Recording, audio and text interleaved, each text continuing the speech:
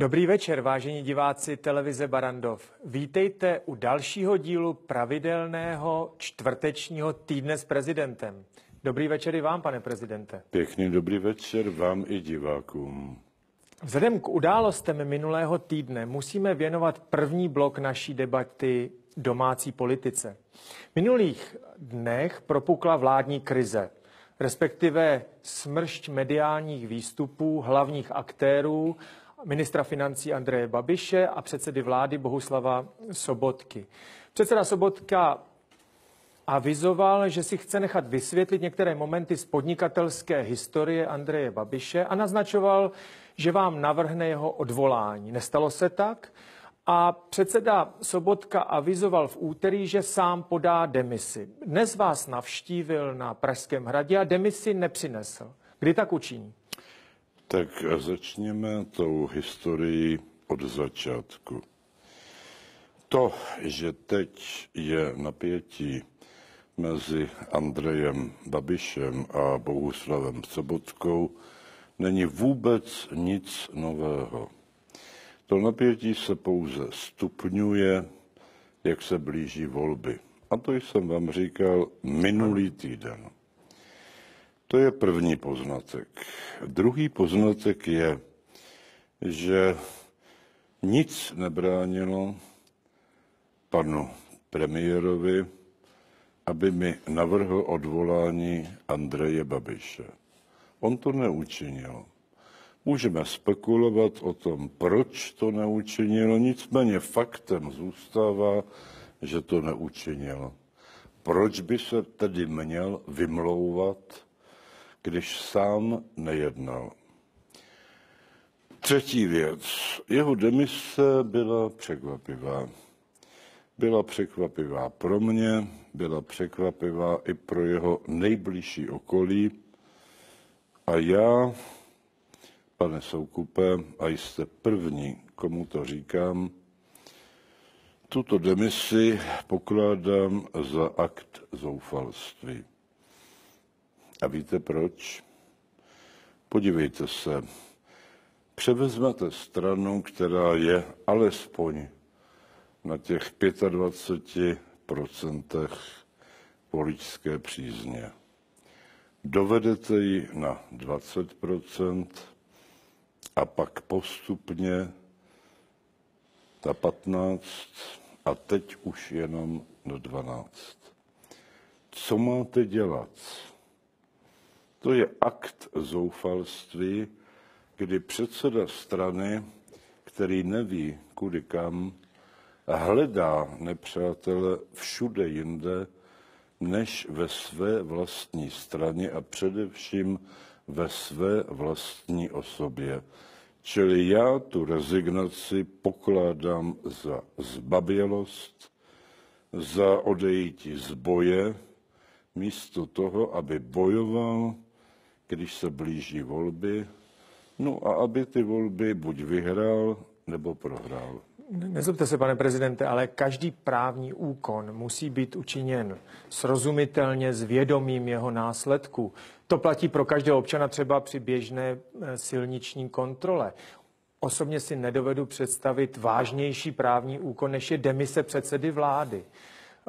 Premiér si tedy nebyl vědom následku, pokud mluvíte o aktu zoufalství, následku pro ekonomiku, zneklidnění veřejnosti a tak dále.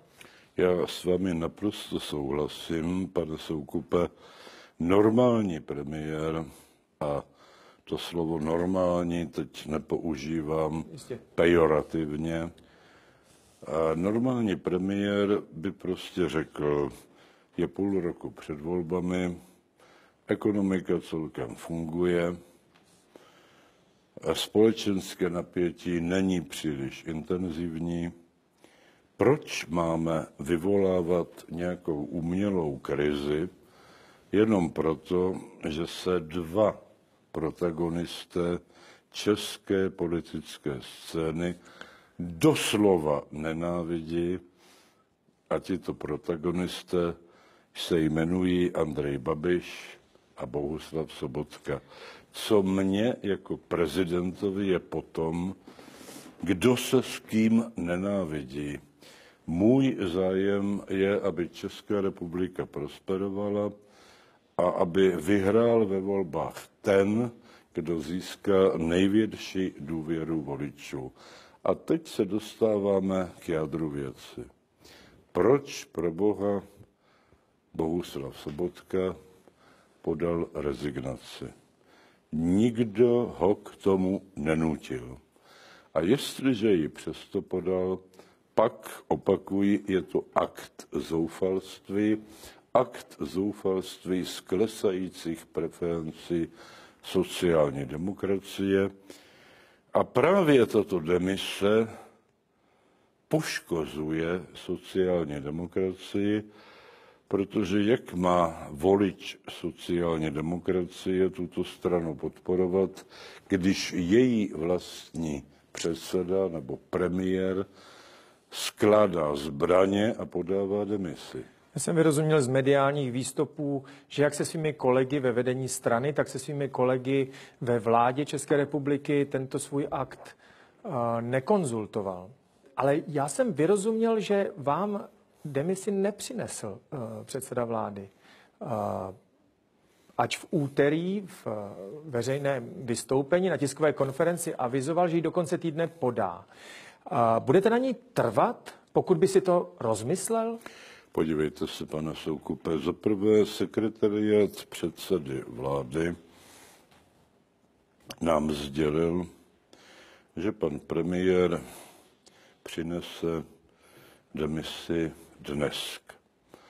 No tak kvůli tomu jsme uspořádali tiskový briefing, když jsem mu chtěl poděkovat za práci vykonanou v čele české vlády, požádat ho, jak je obvyklé, aby vedl vládu do doby, než jmenuji nového premiéra, a popřát mu hodně štěstí a zdraví i do osobního života. No, tohle proběhlo a i když jsme byli ještě včera informováni sekretariátem a předsedy vlády, že to tak opravdu proběhne, najednou se pan předseda vlády zalekl a oznámil, že podá demisi v polovině května. Přiznávám se, že nevím proč. Jestli se mu zalíbilo být ještě několik dní v čele vlády bez demise, tak prosím, já jsem tolerantní člověk, ale tak mě to měl předem říci. A on mi neřekl nic. On tu demisi vyhlásil bez konzultace s prezidentem, bez konzultace se svými nejbližšími spolupracovníky a teď jako malý kluk kličkuje a hledá únikové cesty, jak tu demisi alespoň trochu oddálit.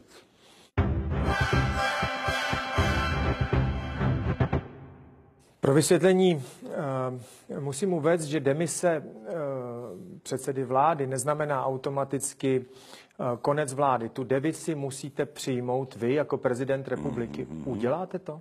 No já samozřejmě tuto demisi přijmu, protože když předseda vlády chce rezignovat, nechť rezignuje. Já dokonce lidsky dokážu pochopit, že je unavený. Já jsem to jako premiér zažil taky. Tohle všechno bych bral, pana Soukupe. Jediný, co neberu, je to zbabělé kličkování. Prostě když chlap řekne, rozhodl jsem se tak a tak si zatím stojí.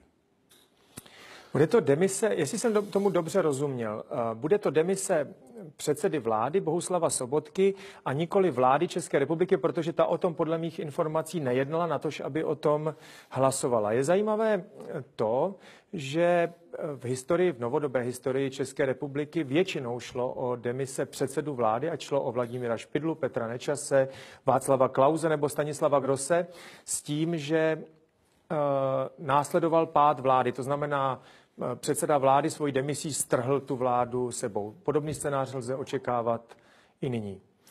No, já sám zastávám názor, že by vláda měla dovládnout do konce svého funkčního období, což je pouhých 6 měsíců. Uvědomte si, pane Soukupe, že ministři mají rozděláno ještě spoustu práce a za toho půl roku ještě mohou něco dokázat. A kdybychom teď jmenovali úplně novou vládu s novými členy a ti by se teprve seznamovali se svými rezorty, no tak by to nevedlo k ničemu jinému, než k tomu, že by ta vláda přestala být funkční. Z tohoto hlediska já zastávám názor, že by zde měla být existující staronová vláda, a to jsem řekl všem, s kým jsem jednal, ať už to byl Andrej Babiš, ať už to byl ministr vnitra, ať už to byl Pavel Bělobrádek během dnešního jednání.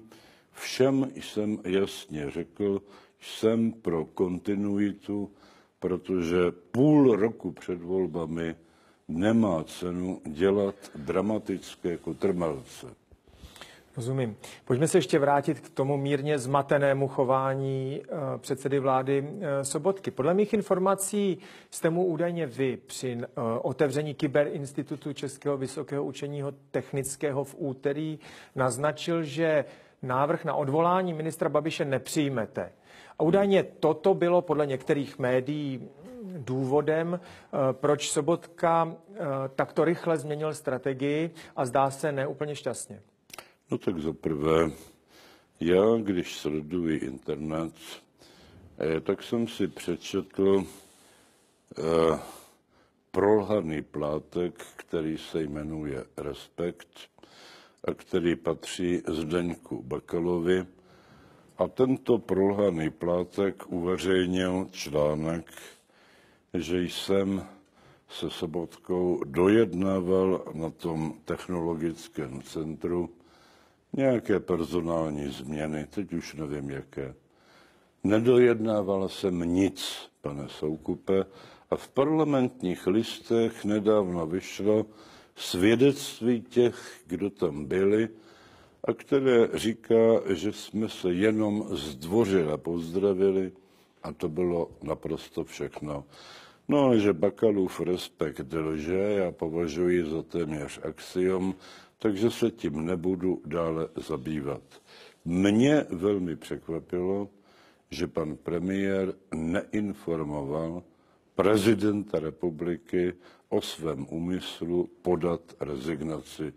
Pokládám to za dramatickou politickou chybu, ať už je to neskušenost začátečníka, anebo neznalost politických pravidel.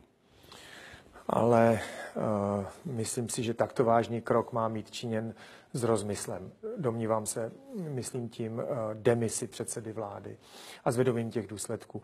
Jestli jsem tomu dobře rozuměl, demisi tedy přijmete, až ji předseda vlády podá. Znamená to, že do doby jmenování vlády pověříte vedením vlády stávající sestavu, včetně Bohuslava Sobotky a Andreje Babiše, dvou hlavních aktérů současné krize. Já nemám koho pověřovat. Jo? Když se seznámíte s platnou ústavou, tak víte, že do doby, než jmenují nového premiéra, vede vládu dosavadní premiér. Tedy nikoli Andrej Babiš, ale Bohuslav Sobotka. V okamžiku, kdy Bohuslav Sobotka podá demisi, jmenují nového premiéra. Bohuslav Sobotka dnes přišel na Hrad v poněkud rozptýlené náladě. Nevím, jestli jste to viděl, protože původně měl přinést demisi, pak se rozhodl, že si to ještě o 14 dní prodlouží. Dobře, já jsem tolerantní člověk. Co je to 14 dní proti věčnosti? Nicméně mně pak bude nutné splnit úkol, jmenovat nového premiéra a budete první, komu řeknu, že tímto premiérem by podle mého názoru měl být opět člověk ze sociální demokracie. A to z toho důvodu, že sociální demokracie, ať už si myslíme o ní, co chceme, vyhrála předchozí volby a že by to měl být člověk, který projde při hlasování o důvěře politickým spektrem. To znamená, že pro něj budou hlasovat minimálně všechny strany vládní koalice, nehledě na opozici.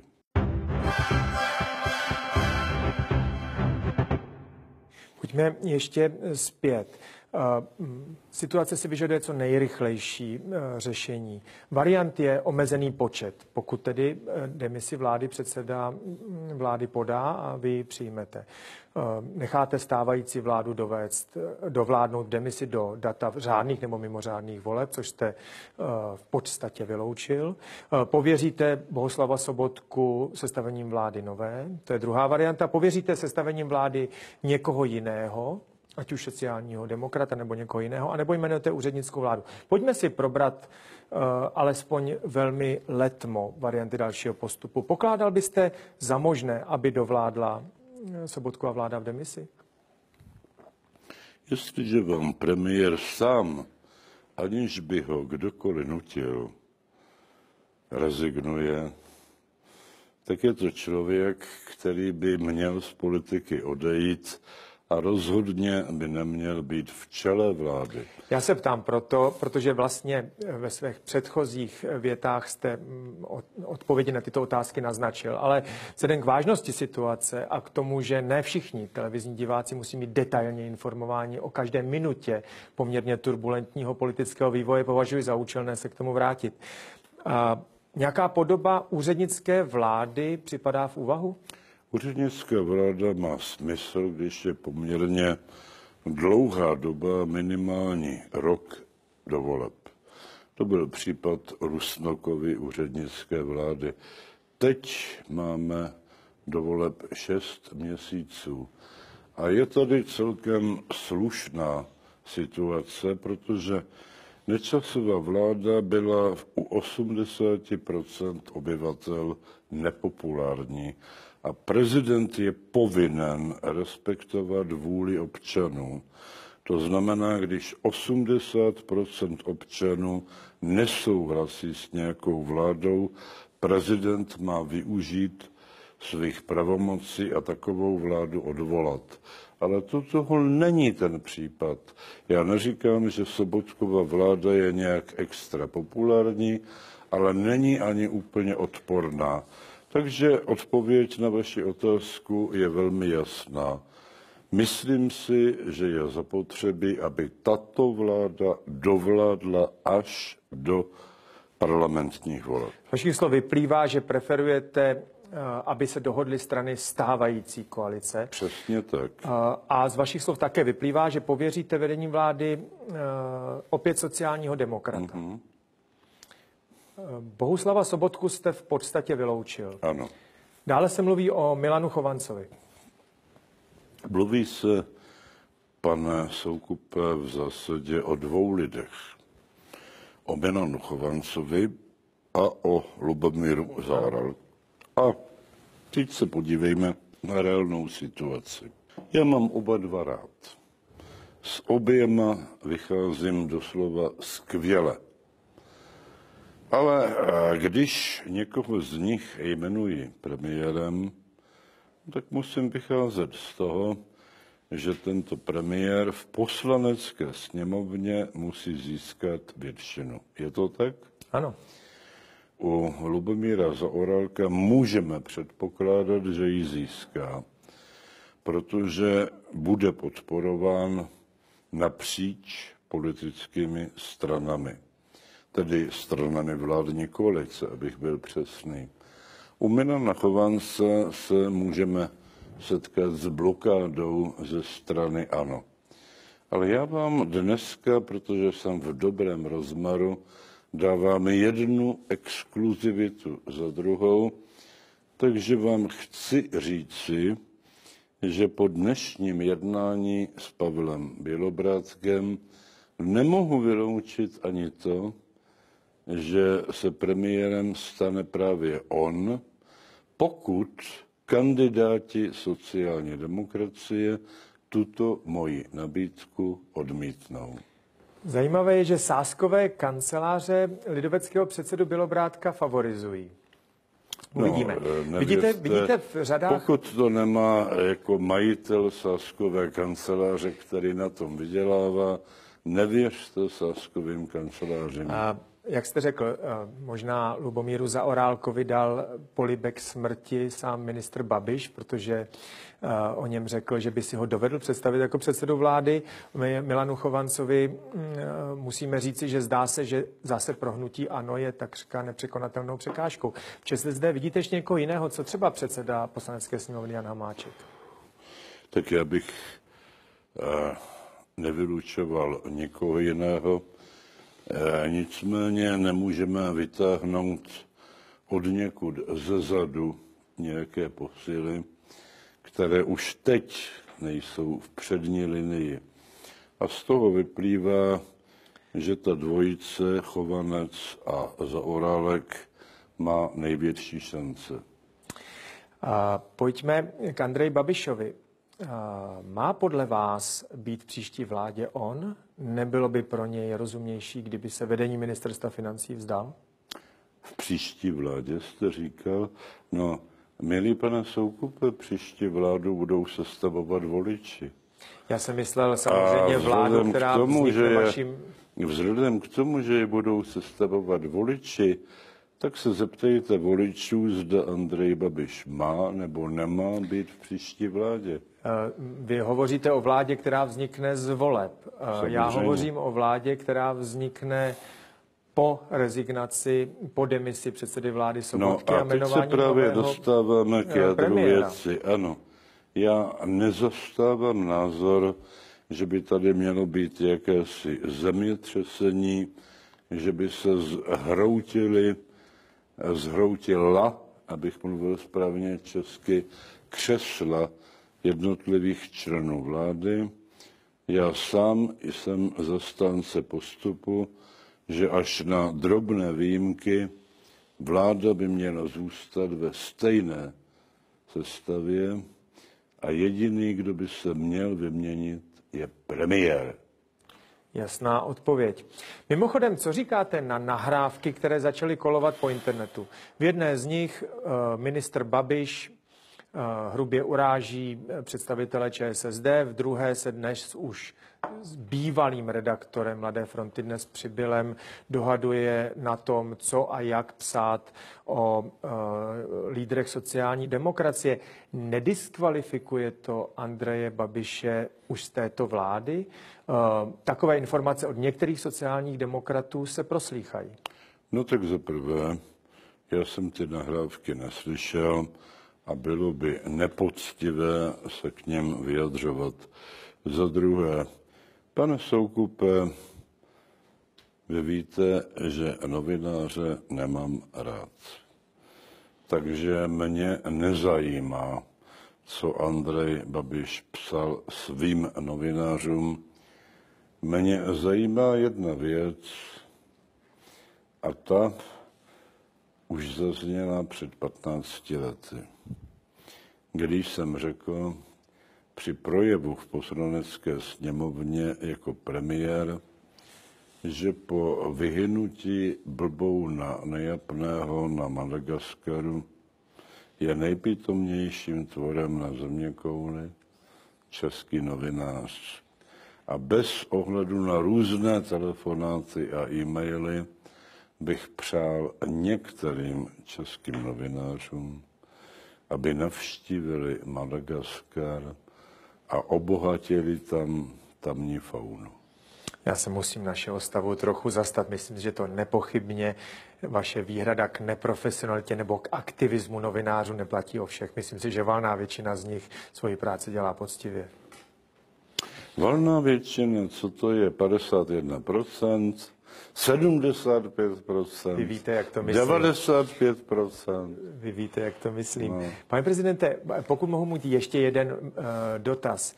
Ta kauza nezdaněných korunových dluhopisů, která vlastně byla příčinou diskuzí nebo příčinou velké krize ve vztazích mezi ministrem Babišem a předsedou Sobotkou, je opravdu tak závažná, aby vyvolala takovéto následky, anebo jde jenom o pověstnou poslední kapku, kterou pohár přetekl? Ale nejde o žádnou poslední kapku.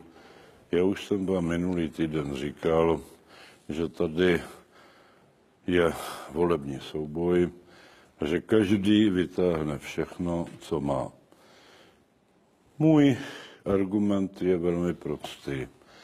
Tam, kde některé důvody nebo důkazy existují 3,5 roku a nikdo je předtím nevytáhl a teď je vytahuje ve volební kampani, tak to smrdí účelovostí.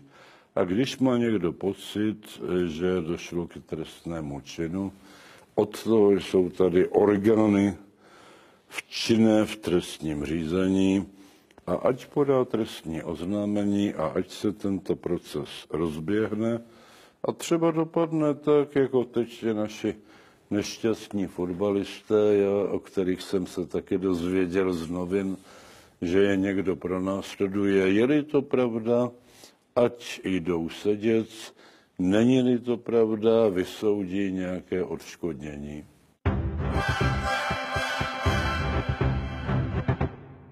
V každém případě, pane prezidente, v současné situaci, tak jak je situace dnes, mám na mysli politická, rozehrána, vám ústava dává takřka neomezené pravomoci, jak situaci řešit. Myslím si, že vaše pravomoc nyní je omezena jen obecnou konvencí nepsanou, že jakákoliv státní moc, včetně moci prezidentské, by neměla být vykonávána svévolně a naopak měla by být vykonávána v zájmu lidu České republiky. V každém případě máte 2 pokusy jmenovat premiéra. Pokud nebudete mít šťastnou ruku, 3. pokus má předseda sněmovny a poté následuje rozpuštění sněmovny. Nicméně k této variantě vzhledem k lhůtám pro jednotlivé úkony se nemůžeme dopracovat. Pane prezidente, jste velký politický hráč. Teď v okamžiku vládní krize si myslím, že musíte být ve svém živlu. Milujete vřavu politických bitev, jako je ta dnešní? Ani ne. Já jsem v podstatě klidný člověk, ale když jdu do bitvy, tak se nevzdávám předem a nerezignuji. Nicméně k tomu, co jste říkal, můj základní zájem zní: nechme tuto vládu dovládnout. Ano. Samozřejmě bez premiéra, protože premiér sám o své vůli rezignoval, ale se všemi ostatními ministry nikoho nevyjímají. Bod číslo 1. Bod číslo 2. Až budu vybírat nového premiéra, budu se řídit s tím, co jsem vám říkal. Dokonce vám mohu exkluzivně prozradit, že už mám prvního kandidáta. Musím to s ním ještě probrat, ale zdá se, že dojde k dohodě a pokud dojde k dohodě, pak po mém návratu z Číny vám, pane Soukupe, jako prvnímu oznámím jméno nového premiéra vlády České republiky. Nemohu se nezeptat, je to některý z těch, jejichž jména tady dnes padla? No comment. Vy byste toho chtěl až příliš mnoho. Už jsem vám přinesl na stříbrném táce tolik dobrých jídel, že když chcete ještě drink, tak si chvilku počkejte. Vývoj preferencí ČSSD je poměrně zajímavý. Řada výzkumů naznačuje, že jejich preference padají. Výzkum Media Research k 34. to ale úplně nenaznačuje. Tento výzkum byl proveden pro časopis Týden a televizi Barrandov na vzorku 1030 respondentů a přisoudil preference ČSSD 17%. Uvidíme, jak mnoho jim současný vývoj uškodí při dalším vývoji. ANO stále vede s 30%, ODS nad 8%, do poslanecké sněmovny by se ještě dostala strana přímé demokracie Tomia Okamury, KSČM a TOP 09. Ku podivu i Piráti, nebo ku podivu, velmi překvapivě i Piráti. Kdo by se do poslanecké sněmovny nedostal, je koalice lidovců a starostů a nezávislých. Těm se nepodařilo překonat 10% hranici. Nepřepočítali se lidovci trochu a nepromarhnili tak naděje, které před 4 roky vzbudili v tandemu Bělobrádek a Jurečka? Podívejte se, vedle sociální demokracie jsou lidovci druhá nejstarší česká politická strana. A já jsem nedávno veřejně řekl, že STAN pokládám za podvodnický spolek, protože se chlubí prestiží všech starostů, i když ve STANu je pouze zlomek starostů, že bych si nepřál, aby lidovci díky tomu, že se spojí se STANem, nepřekročili těch 10%. Řekl jsem to dneska při našem jednání Pavlovi Bělobrádkovi a nemohu říci, že bychom měli rozdílné názory. Media Research provedla k 30. dubnu ještě výzkum preferencí prezidentských kandidátů. Vaše podpora k 30. dubnu stoupla na 48%. Ale to jsem ani sám netušil. Podpora vašich hlavních protikandidátů Horáčka a Drahoše se přelívá mezi nimi. Nasvědčuje to tak spíše tomu, že v prvním kole spíše než s vámi se utkají mezi sebou. Kandidát Drahoš má preference 12%, pro Michala Horáčka by hlasovalo 16%. Jaká je interpretace těchto dat? Podle vašeho názoru. Protože jsem jasně vyjádřil odmítání toho, abych jakkoliv komentoval proti kandidáty, které v prezidentské volbě mám. Nehledě na to, 48% je samozřejmě krásný výsledek, ale já nejsem takový, abych bral příliš vážně výzkumy veřejného mínění, protože jsem mnohokrát zjistil, že je výrazný rozdíl mezi těmito výzkumy a mezi reálnými volebními výsledky. Každopádně takto průzkumy Media Research vypadají. Ve zbývajícím čase se pojďme věnovat zahraničně politické situaci. Hnutí Hamas oznámilo, že už nechce zničit Izrael. Upřímně řečeno, moc nevím, co si o tom mám myslet, protože Hamas přeci jenom je odpovědný za celou řadu teroristických útoků, například Pechsachový masakr nebo bombový útok na diskotéce. Je na seznamu teroristických organizací, jak ve Spojených státech, Velké Británii, dokonce i v Egyptě. Je vůbec v pořádku, že média, nejen u nás, ale v mnoha zemích světa, legitimizují organizaci, jako je Hamas? Podívejte se, pane Soukupe, existovalo hnutí, které se jmenovalo Irgun a v jeho čele stál jeden z výrazných izraelských politiků, který se jmenoval Menachem Begin. A toto hnutí Irgun spáchalo atentát na hotel, který se jmenoval King David v Jeruzalémě. A to byl hotel, který tehdy hostil řadu britských občanů. No, byla z toho velká aféra. No a jak víte, přesto už Menachem Begin není považován za teroristu, i když jim kdysi byl.